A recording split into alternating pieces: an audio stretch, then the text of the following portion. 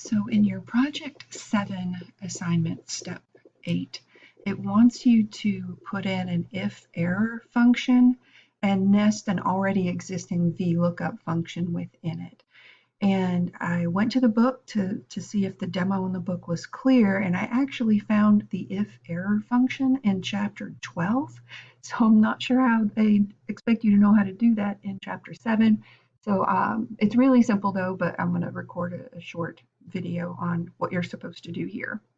Okay, so here's our sample of an IFERROR function, and here's an example of how they've nested an average function inside of an IFERROR function. So basically all we're doing is adding the words IFERROR before the existing function and then telling it what we want it to do if there is an error of some kind in that lookup. So let's take a look at what that looks like. It's super simple.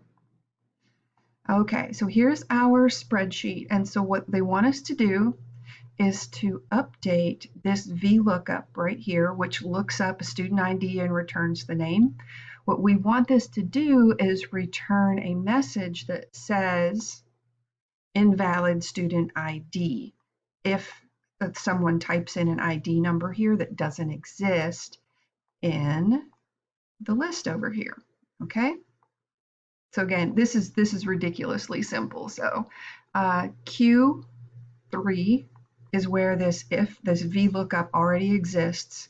So I'm going to just click right here after the equal and before the VLOOKUP, and I'm going to type in IFERROR and then give it an open parentheses. That tells it that after IFERROR, there's a whole nother function nested inside it.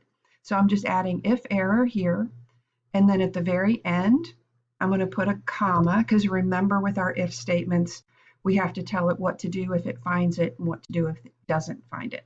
So I'm adding the comma. If there's an error here, I want it to type invalid, and I'm going to spell that correctly, invalid student ID, close quotes. Now remember, the quotes are important because we actually want it to return this particular text in the place of it. So I'm going to close my parentheses here. I'm going to do the check mark.